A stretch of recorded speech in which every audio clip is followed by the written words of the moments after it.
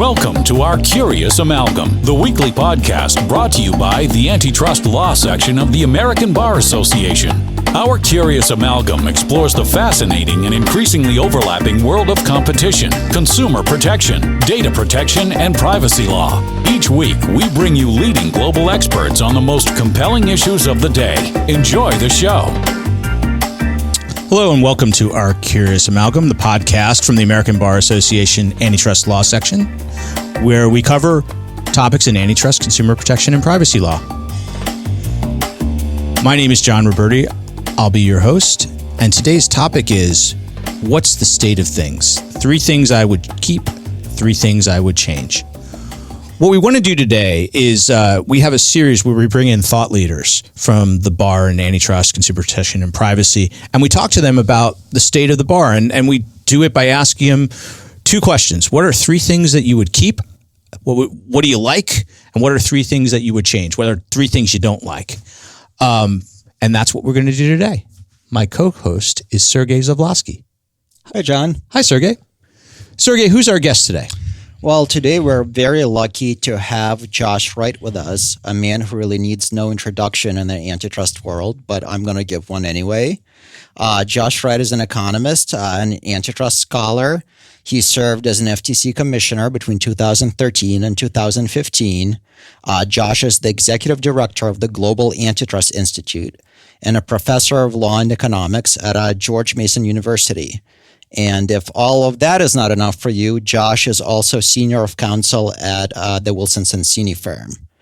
Josh, welcome to the program. Thanks for having me. So let's dive right in. Tell us 3 things you like about the antitrust world right now. I like a lot more than 3, but I can give you 3 that I like and that I think are particularly important at the moment. So the first is the role of economic analysis in antitrust, in particular, independent economic analysis, sort of as contemplated in the model in the Bureau of Economics at the Federal Trade Commission. So independent economic analysis would be one. Merger retrospectives are another.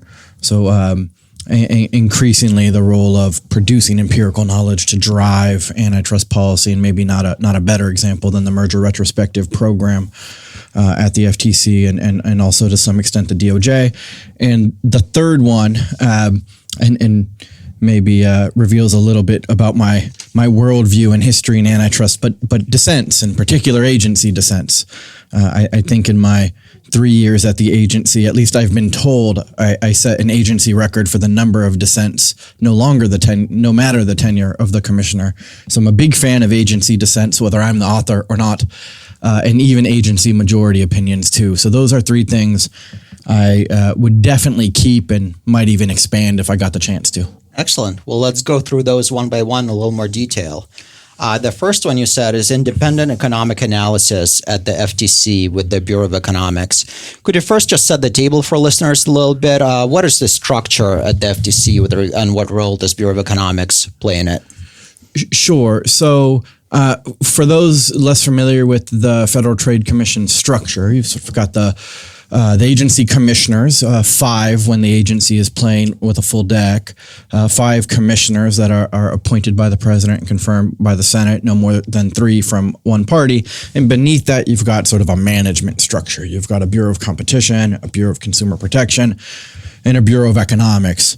Other important bureaus, policy, general counsel, lots of other things going on. But in terms of the generation of cases and policy, the sort of 3 bureaus play a leading role, in particular with case development, obviously with the Bureau of Competition doing the antitrust cases.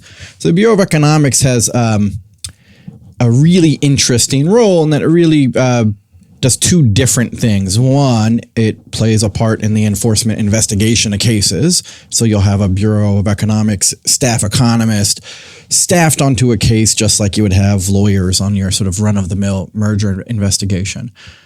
The economists in the Bureau of Economics also play a role of sort of helping the staff gear up whatever economic analysis they want to have handy when they go and litigate cases, right? So they're playing a support role for the lawyers in the agency, but they're also tasked with this job sometimes in tension with the support role of producing their own analysis and recommending through the director of Bureau of Economics, currently Bruce Kobayashi, my colleague on leave from George Mason, and making recommendations to the commission, just like the lawyers would. So sort of every case that comes up on the antitrust side or the consumer protection side, you'll get a memo from the lawyers and a memo from the economists recommending the best course of action. So they're independent brokers on one hand and sort of a support staff on the other. So how often do those two bureaus, Bureau of Economics, Bureau of Competition, disagree? When you get a memo from the two, are they similar memos, or is one saying do A, another one saying no, do B?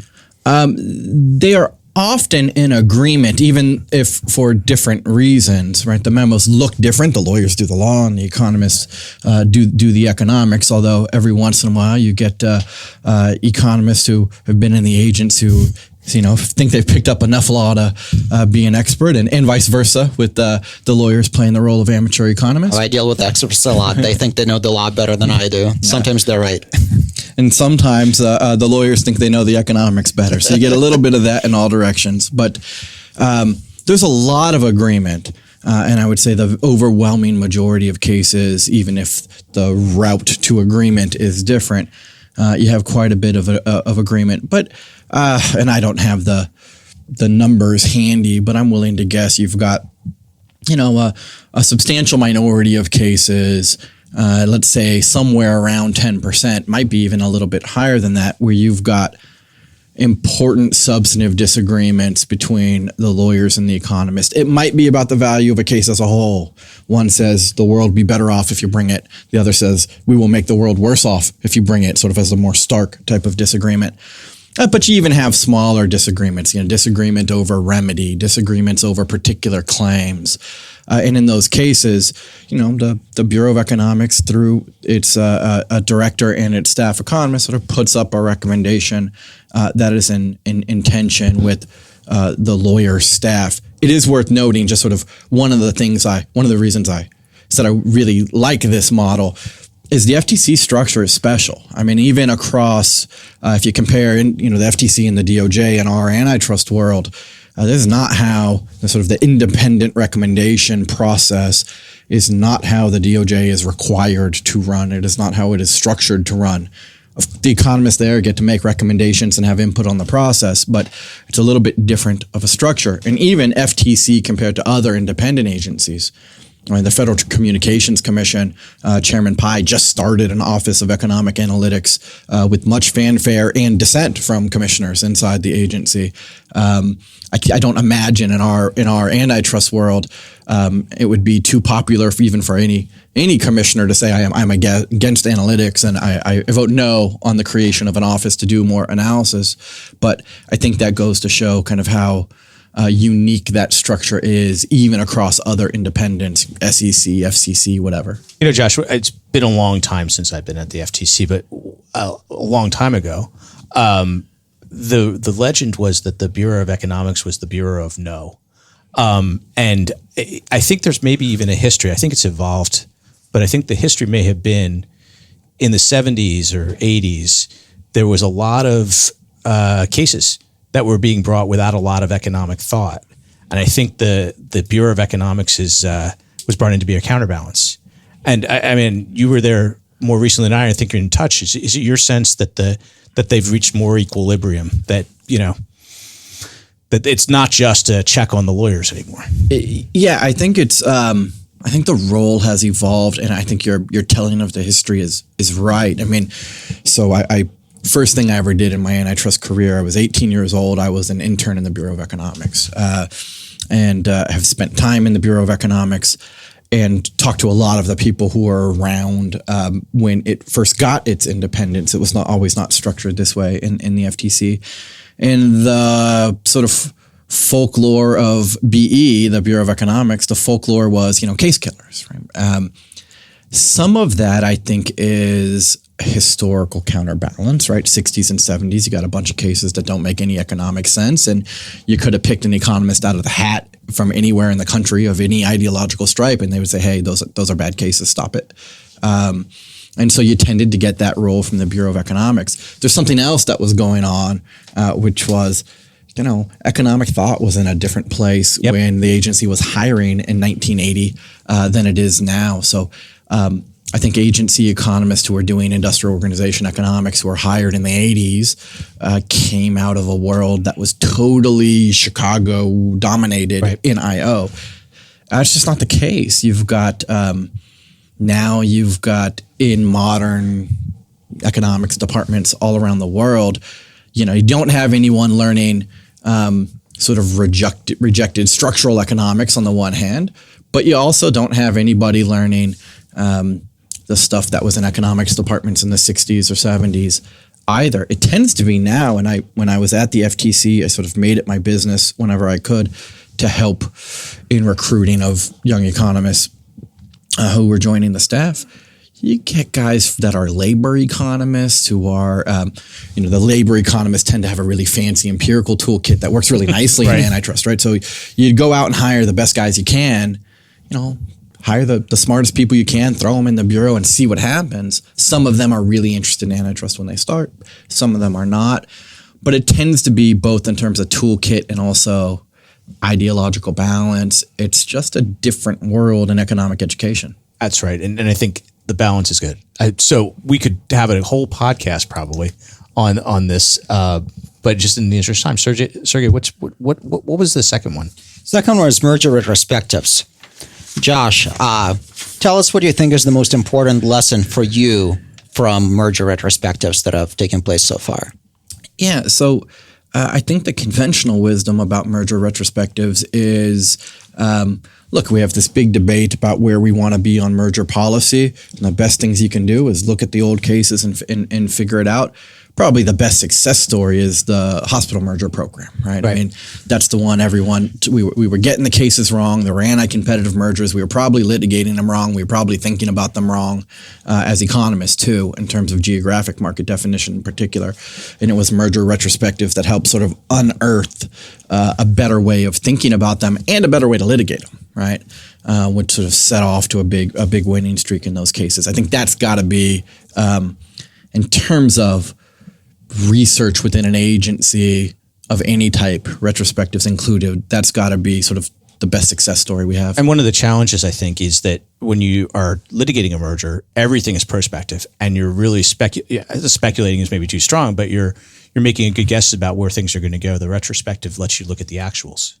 Yeah, I think that's right. I'll take that one step further. I think this is a point that I think originates out of work from Dennis Carlton, and is a point Greg Worden has made in public discussions about merger retrospectives. But I think it is right. I mean, as there appears to be, maybe more now than ever, sort of bipartisan support and maybe even support for funding. And retrospectives aren't easy. They take a lot of time, data, energy from economists. There's, however many 100 competition lawyers and 60 PhD economists who are also doing all the cases. There's a resource issue. We have all this support for it. So thinking about how to do it right is especially important. And the point that those economists make that I think is, the agencies are really the best situated party to do the retrospectives. And one of the reasons is, you do 30 merger retrospectives, you find out you made 13 mistakes. Okay, so what do you do? What does it tell you? Well, maybe nothing. Maybe there's an error rate that happens because this is a hard business. We're going to make, both kinds of errors. So what do you learn for policy at the end of the day? What I would really like to see is retrospectives that include the agency's own predictions. Right, so ex ante, we all play this prediction game on the agency staff, and we write down our predictions. This is what the economists do. We have models and we have predictions, and then we do retrospectives. I don't just want to know whether prices went up or down after the merger. That's interesting to know, and maybe if I do a couple hundred of those, I got a big sample and I can learn something important. I really want to know what happened compared to what we would predict would happen. I would bet that people making the predictions might not like that idea so much. A little scary to have your predictions tested. This is what they told me when I was a commissioner. I said we should do this, and the response was, well, what if the world finds out we're wrong? The world's going to think you're right or wrong anyway. I mean, the world kind of thought that nobody admitted that they were wrong and that they'd gotten everything right. Right. And maybe they did. Right. But that was kind of the perception. I mean, we had a Senate hearing. We'll have more Senate hearings. There's lots of public discussion over whether we have policy right. There are lots of views whether we're getting it right or wrong with or without the data. Those conversations might as well happen with the data. Yep. That makes sense. Dissents. Let's talk about dissents. I hadn't realized you'd written any. For me, maybe this partially comes out of my background as an academic lawyer, an economist. Maybe I just like to write down every fleeting thought I have and publish it because it's, this is how one gets tenure. But my own view was, as a commissioner, was you're going to wake up in the morning as a dissenting commissioner, a minority commissioner, and, when you want to move the way the agency is going, and I had areas where I think we should have moved, you're going to roll the ball up the hill and watch it come down, 99 days out of 100, right? And so you got to figure out where it is you want to contribute value. And sometimes you're not going to win the vote. You're not going to convince your colleagues. My friend and colleague at George Mason, Judge Ginsburg, I had been at the FTC one day and I wrote a dissent in an HSR matter. And First day in. Yeah, well done. And Chairman Leibowitz said, Josh, you sure? I mean, he was giving me good advice. He said, Josh, you sure this is what you want to do? And Judge Ginsburg called me and said something along the lines of, he had been has been on an appellate court forever, and said, one way to think about a dissent is an admission you were unable to convince any of your colleagues. And I took that to heart. I tried to dissent in places where I thought it was important, in particular, to air a public debate about methodology or about the direction in general, not just the case. And so my dissents tended to be issue specific rather than case specific, because I think it was important to get those debates out in the air and get the agency thinking. Which one was the most memorable or most influential for you? That's a great question. I think let me do most influential. So there's a dissent, two I really like. There's a dissent in RDOG, which is about the burden of proof when it comes to efficiencies and having symmetry in the burdens when we think about what we're allowed to pass for demonstrating anti-competitive effects versus what we're sort of passes muster in the rebuttal burden. And I think it is my view that we sort of have an asymmetry there. Well, and in really interesting place, going back to the first topic where the economists and lawyers disagree, there's great research on the agency memos that Malcolm Coate at the FTC has published these papers that says,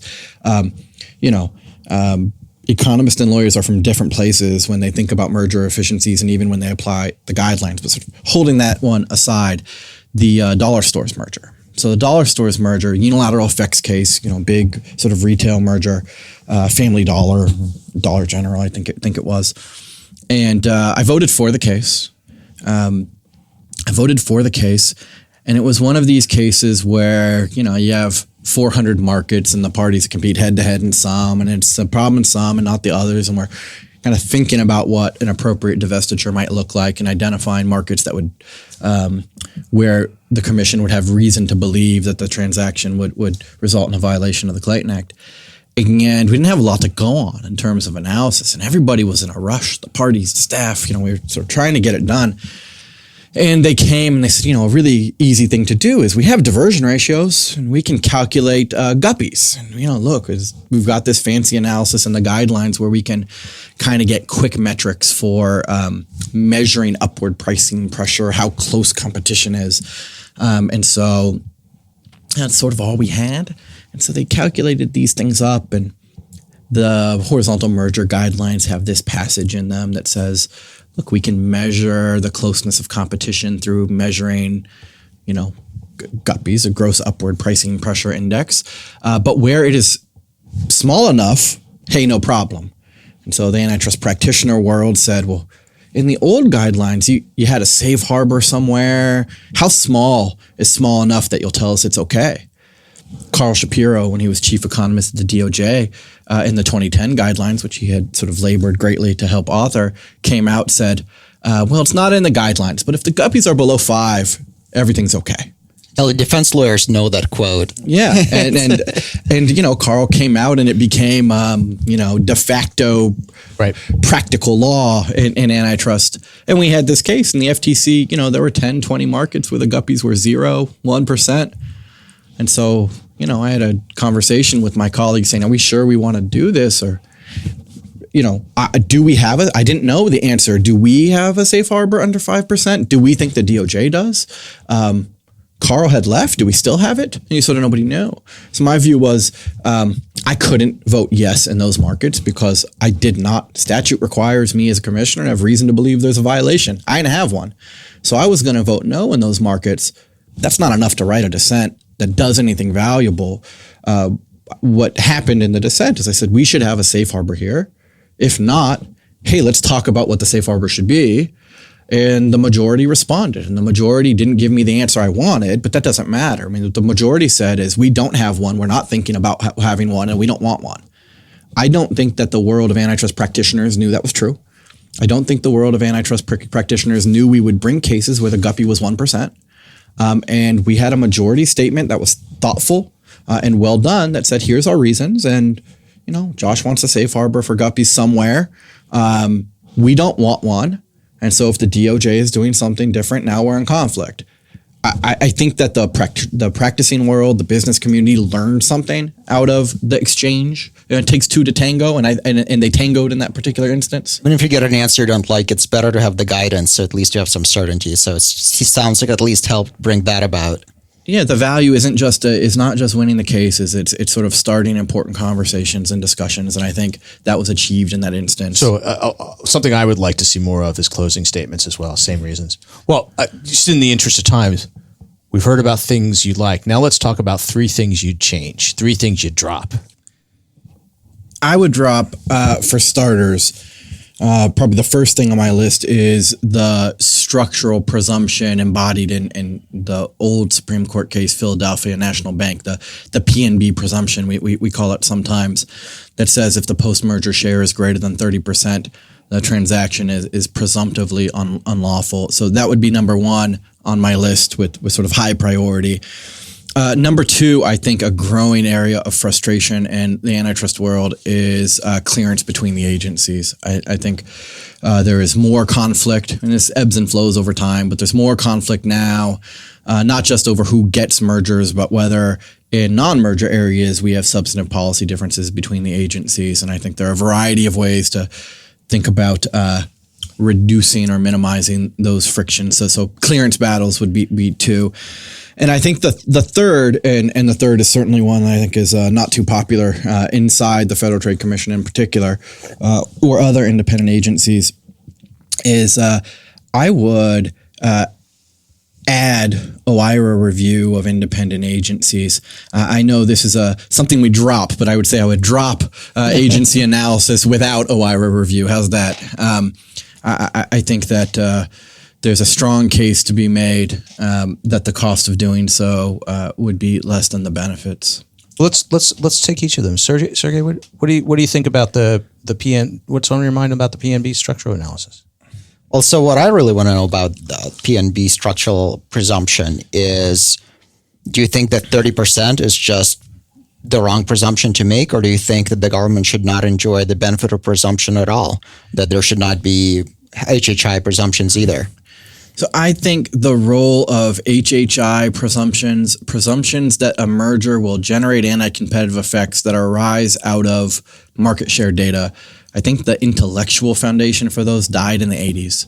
And they're in our agency guidelines 40 years later, and there's just not a good reason for it. I think what the agencies do in terms of actual analysis in unilateral, the point of the move in the 2010 guidelines away from market definitions and shares to make inferences about competitive effects was that economists have long known, and the authors of those guidelines are, I'm a relatively free market-y guy, Carl Shapiro and Joe Farrell aren't. But the agreement across economists that we just don't predict competitive effects off of shares very well. That just isn't empirically sound way to go about our business. So by my lights, look, HHIs and concentration play a role, particularly in the sort of small band of coordinated effects cases where they really matter. We could do most unilateral effects without it. So my short answer would be I'd get rid of the presumption. I would take the HHI presumptions out of the guidelines too. I do not think we move them to 2,500 because it's a step short of deleting them. I think if you were to take a straw poll of the economists and the FTC and DOJ and ask them the HHI of 2,500 make it more likely than not, that's the legal standard, right? Does it make it 50 plus epsilon % likely a merger is illegal? You would get very little agreement. So I think there's a related tension that I frequently notice between economists and lawyers. For lawyers, market definition is the holy grail, and economists tend to say, who cares? It's about competitive effects. Do you think that's related to that as well? Do you think that market definition is a little bit overrated in its importance? In unilateral effects, to be sure, I think market definition is a little bit overrated. Now, there are economists that are of the camp that we can get rid of it all because, the story goes, in the 60s and 70s, we only needed to count firms with our fingers to decide if a merger was illegal. So all I need to do is define a market, calculate shares. So the reason we used to define markets was to calculate shares. There are economists who now say, well, now since we're in the sort of brave new world of competitive effects, let's skip that step. Sort of come out somewhere in the middle, which is I think even as with my economist hat on, the market definition exercise helps me do something else. It helps me identify who's a close competitor, who's not, who can I ignore safely in the analysis. Helps me kind of wrap my arms around the problem. So I'm not a big proponent of getting rid of market definition by any stretch of the imagination, even if one could do so within the statute. But I do think it is foolish to allow market definition to be the tail that wags the analytical dog. The second thing you mentioned you did not like was clearance battles. Could you tell the listeners what you mean by that? What are clearance battles? So clearance battles, maybe the most common form of clearance battles is sort of which agency. We've got this dual structure where we've got both the FTC and the DOJ enforcing Section 7 of the Clayton Act. Some countries have 3 agencies, some have 1 doing the same function. And so you've got to decide as a, sort of a priori matter, which agency is going to do the review. And traditionally in the United States, this has been done kind of by an informal handshake style division of industries. Industries change over time, technology changes over time, and we get more sort of fuzzy lines, even when the agencies are sort of fully respecting the property rights assigned with those lines. I think you get fuzzy cases in the middle where the agencies sometimes fight over who gets the case, and that happens even in the best of worlds. In worlds that are short of the best, you get agency fights over who wants the case, regardless of who it might belong to under the sort of prior original agreement. So, both of those things, and I'll say the last kind of bucket there quickly, I will say, is outside the merger context. You have 2 different agencies, and sometimes, one is a bipartisan collegial body structure and the other is an executive agency, and where the head works for the White House and serves at the pleasure of the president. You're going to get some policy disputes. I think certainly within the last couple of years, we have seen a number of what I'll call policy or legal disputes in terms of the view between the FTC and DOJ, maybe most prominently in IP and antitrust. So a couple of comments there. One is, we've always talked about justified merger clearance because one agency has expertise because they've been doing it for a while. Isn't the counterpoint to that agency then has to defend its own work? That if you have somebody who does something over time and it's the same people, maybe getting fresh perspectives once in a while wouldn't be such a terrible thing. Competition is good, says the antitrust lawyer, right? Having some competition, and I don't believe by any stretch of the imagination that the optimal level of friction between the agencies is 0. Right. If you're going to have 2, you might as well have them fight a little bit. You'd like the fighting to be over ideas. And you would like to minimize the extent to which fighting externalize costs on the business community and consumers. Right? Well, but what I think you want is that you want the fight to just end. Have the fight. That's what I tell my kids sometimes. Listen, if you want to have the fight, go in the room, have the fight, and just come out when you're done, okay? But don't spend all day fighting. That's how I feel about merger clearance as well. I just wish, sure, argue about it all you want, but just get back to me in time so I can get my 30 days. Right. And I think that's important in building mechanisms. I would certainly put high on the list of minimizing the ability of clearance battles to impact the outside world. I tend to think, and this is casual empiricism, I tend to think we're seeing a little bit more of that over time. And I don't just mean today's DOJ and FTC. I think this started to be true certainly when I was at the FTC as well. So I think it is on an uptick generally. And, on the merger fights with an HSR clock, it is particularly important to get it solved quickly. Would you support, to be provocative, would you support a mechanism which had a presumption rather than on expertise, but on odd even? The FTC gets the odd files, the DOJ gets the even files, unless either side says uncle. So I'd have to think about the particular proposal. I tend to think, let me be more provocative than that. I tend to think, you lose something in the advantage of repetition and expertise with the randomization, right? You do get something in terms of speed, right? And so you got to decide which one of those effects is sort of worth more to you. I do think in the industry-specific business that we're in, I do think the expertise really matters. The more provocative solution, I think, is to put merger control all in one agency. That will be a subject for another podcast. Last one, and we're short on time. Then is the review of agencies. What's on your mind there? Sure. So I'll save the one that gets me in the most trouble for last, which is I was asked this question during my confirmation hearing. Every 4 years, through part of the general sort of analysis of the administrative state, it becomes popular to think about what to do about these sort of special creatures called independent agencies. And, popular across political administrations has been the idea that you exert greater control over independent agencies. That is not a question I had thought about a lot when I became a commissioner. Sort of a straight antitrust guy, I hadn't thought a lot about administrative law type issues. And so when asked in my Senate hearing, I said what every other Republican had ever said, which was, no, you don't want to do that because it takes away agency independence. And we've got all these 60 economists and we do cost benefit analysis on everything anyway. So leave us alone. 3 years into the agency as a commissioner, and I changed my view entirely.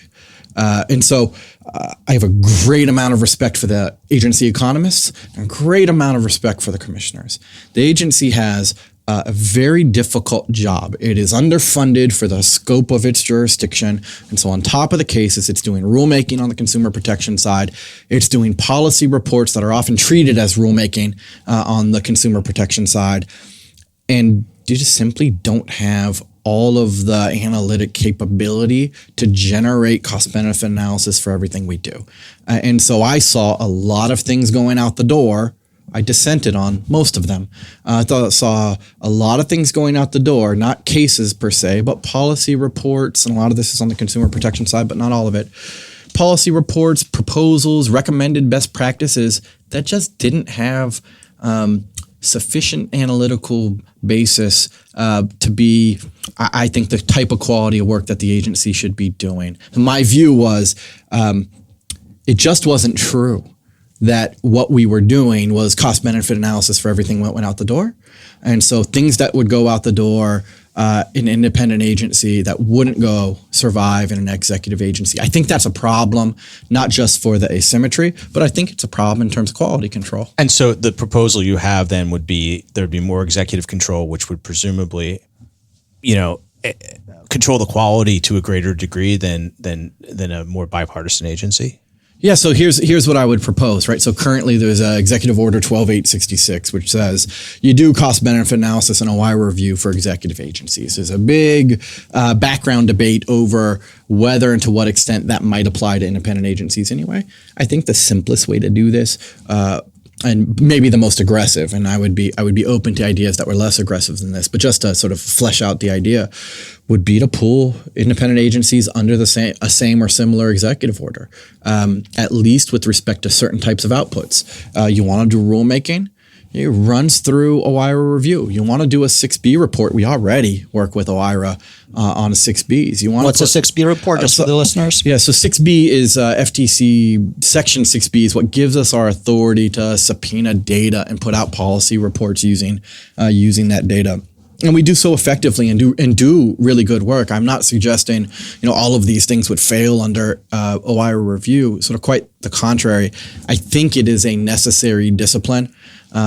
We are, it's a really big jurisdiction. The world needs the FTC to say something about artificial intelligence and, biometrics and fingerprinting and, the Internet of Things and sort of all the topics under the sun, from antitrust to privacy to technology. And we put out these policy recs.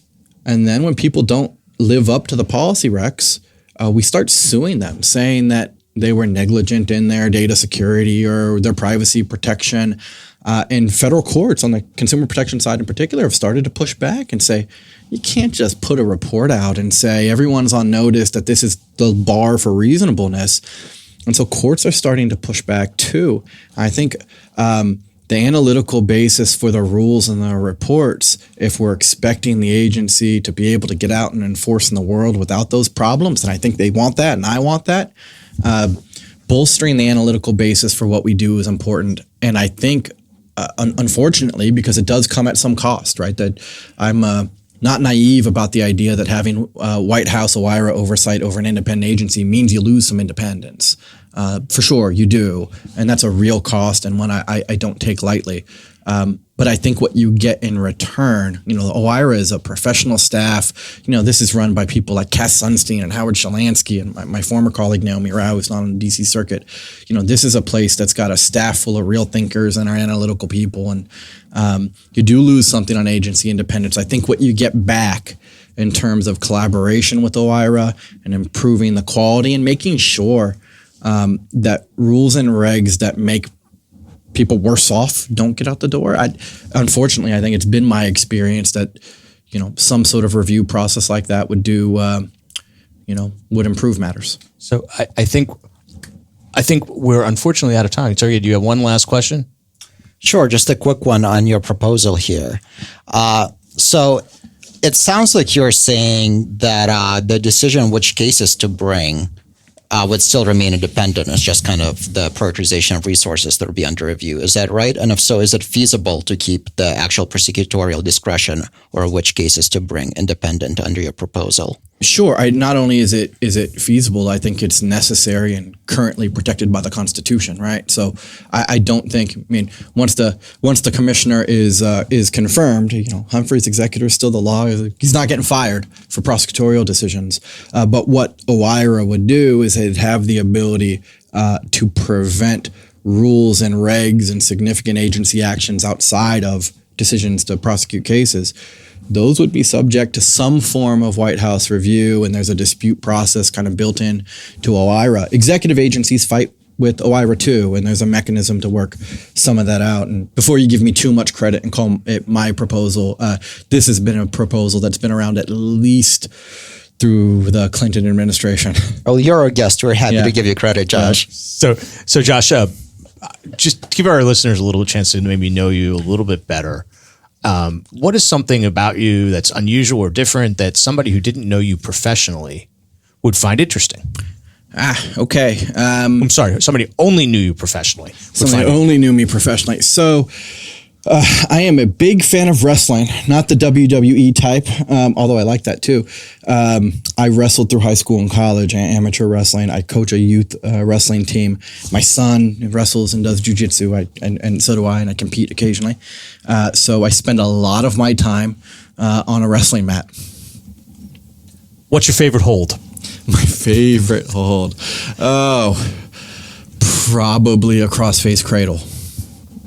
That is a crowd pleaser. Yeah. And now I think it's time for our last segment, which is the Curious Hat. And now it's time for the Curious Hat. So I've handed Josh the hat with the questions, and he has chosen question number 3. Josh, what is your favorite vacation destination? Wow, favorite vacation destination. I grew up in San Diego, California, which I think is the best city on the planet. Maybe it's unfair to call it a vacation destination because I used to live there, but that is where I go every time I get a chance. SeaWorld? SeaWorld, yes. Steinbeck historical stuff? I am La Jolla. Yes, I went to college at UC San Diego, but I'm more of a get close to the border and eat all the Mexican food I can find kind of guy. I was in San Diego just a few months ago. Went to Legoland just outside of San Diego. My son's, I think, favorite day of his life, literally. Legoland is always a good one. And I think with that, thank you, Josh Wright. And that is our program for today. We will see you next time on Our Curious Amalgam. Thank you for listening to this week's episode of Our Curious Amalgam, a competition, consumer protection, data protection, and privacy law podcast. It is produced and shared around the globe by ABA's Antitrust Law Section.